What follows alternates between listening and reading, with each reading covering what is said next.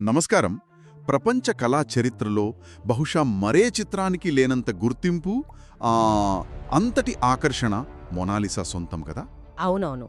5 శతాబ్దాలుగా అది ఎప్పుడూ చర్చలోనే ఉంది. అదే, లియోనార్డో డావిన్సీ గీసిన ఈ అపురూప చిత్రం వెనుక ఉన్న కథ, దాని రహస్యాలు, మరీ ముఖ్యంగా ఆ సంచలన దొంగతనం, దాని గురించే ఇప్పుడు లోతుగా మాట్లాడుకుందాం. దీనిపై మన దగ్గర చాలా వివరాలున్నాయి. అవును. అసలు ఈ చిత్రం ప్రాముఖ్యత కేవలం దాని వయస్సు వల్లనో లేదా ఆ చిత్రకారుడి ప్రతిభ వల్లనో మాత్రమే కాదు. కరెక్ట్. అది సృష్టించిన టెక్నిక్, దాని చుట్టూ అల్లుకున్న కథలు, ఆ గుర్తింపు, ఆ చిరునవ్వు వెనుక ఏదో అంతు చిక్కని విషయం, అదే దాన్ని స్పెషల్గా నిలుపుతోంది. దాదాపు 1503లో డావిన్సీ దీని గీయడం మొదలుపెట్టారు. అది కూడా పాపులర్ చెక్క పలకపై. మీరిందాక టెక్నిక్ అన్నారు. డావిన్సీ వాడిన ఆ స్పెషల్ టెక్నిక్ ఏంటి? ముఖ్యంగా ఆ మాయ చేసే చిరునవ్వు, దాని వెనుక రహస్యం అదేనా? ఖచ్చితంగా అదే స్ఫుమాటో టెక్నిక్. అంటే ఇటాలియన్లో పొగ లాంటి అర్థం వస్తుంది. ఓ, పొగలాగా. అదే, ఈ పద్ధతిలో గీతలు, రంగులు మరీ స్పష్టంగా కాకుండా చాలా మృదువుగా, దాదాపు కలిసిపోయినట్టు కనిపిస్తాయి. అవును. ముఖ్యంగా పెదవుల చివర్ల, కళ్ల దగ్గర ఆ నీడల వాడకం వల్లే మనం చూసే యాంగిల్ బట్టి మోనాలిసా ఎక్స్ప్రెషన్స్ మారుతున్నట్టు, ఆ నవ్వులో ఏదో తెలియని విషయం ఉన్నట్టు అనిపిస్తోంది. ఆ కాలంలో అది పెద్ద విషయమే. మరి ఆ చిత్రంలో ఉన్నది ఎవరు అనేదానిపై కూడా రకరకాల వాదనలున్నాయి కదా. ఫ్లోరెన్స్ వర్తకుడ భార్య లీసా గెరార్డిని అని కొందరు, అవును, కాదు, డావిన్సీయే తనను తాను ఊహించుకుని గీసుకున్నారని మరికొందరంటారు. మోనాలిసా అంటే ఇటాలియన్లో మై లేడీ అని అర్థం అంటున్నారు. అవును. లీజా గెరార్డిని అనే వాదనకే కొంచెం ఎక్కువ చారిత్రక ఆధారాలు కనిపిస్తున్నాయి. ఆమె భర్త ఫ్రాన్సిస్కో డెల్ జియోకోండో ఆయనే అడిగారంటే పెయింటింగ్ వెయ్యమని. అందుకే లా జియోకోండా అని కూడా అంటారు దీన్ని. ఎగ్జాక్ట్లీ. ఇక ఆ స్వీయ చిత్రమనే వాదన అంటే ఇంట్రెస్టింగే, కానీ దానికి అంత బలమైన ఆధారాలు లేవు. మరి ఆ కాలంలో అలా ఊహించడం కూడా కష్టమేమో. అలాగే కనుబొమ్మలు, రెప్పలు లేకపోవడం, అది కూడా పెద్ద చర్చే కదా. ఎన్నో ఏళ్లు అసలు గీయలేదేమో అనుకున్నారు. నిజమే, కానీ లేటెస్ట్గా హై రెజల్యూషన్ స్కానింగ్ టెక్నాలజీ వాడినప్పుడు అసలు విషయం తెలిసింది. ఏం తెలిసింది? డావిన్సీ వాటిని చాలా సున్నితంగా గీశారట.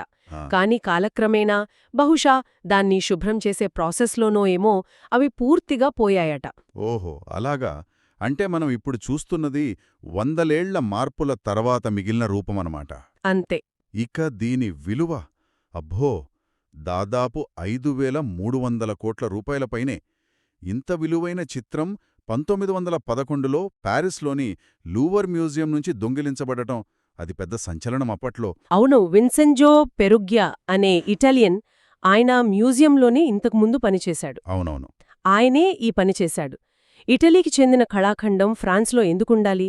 దీన్ని తిరిగి ఇటలీకి తీసుకెళ్లాలనే ఒక రకమైన దేశభక్తితోనే దొంగిలించానని చెప్పాడట. మరి ఎలా తీసుకెళ్లాడు అంత సెక్యూరిటీ మధ్య? అదే ఆశ్చర్యం. మ్యూజియం మూసి ఉండే సోమవారం రోజు, పెద్దగా ఎవరూ లేని టైంలో, చాలా సింపుల్గా పెయింటింగ్ను ఫ్రేమ్ నుంచి తీసి తన కోట్లో పెట్టుకుని బయటికి నడిచేశాడు. అస్సలే నమ్మశక్యంగా లేదు కదా.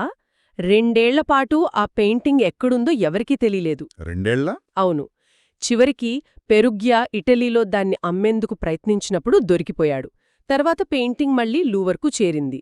కాని ఈ దొంగతనం సంఘటనతో మోనాలిసా పేరు ప్రపంచమంతా ఇంకా పాకిపోయింది గదూ? నిస్సందేహంగా. అసలా దొంగతనం, దాని వెనక కథలే మోనాలిసానో కేవలం ఒక పెయింటింగ్గా కాకుండా ఒక మిస్టరీగా, ఒక ఇంటర్నేషనల్ ఐకాన్గా మార్చేశాయి. అప్పట్లో పేపర్లు, మ్యాగజిన్లు అన్నీ దీని గురించే రాశాయి.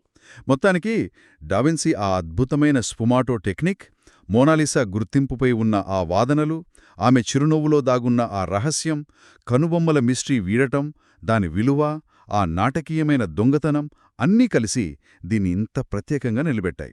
నిజమే. ఇన్ని శతాబ్దాలు, ఇన్ని విశ్లేషణల తర్వాత కూడా చాలా సింపుల్గా కనిపించే ఈ చిత్రం మనల్ని ఎందుకు ఇంతలా పట్టుకుంది? అది కేవలం డావిన్సీ టాలెంటా?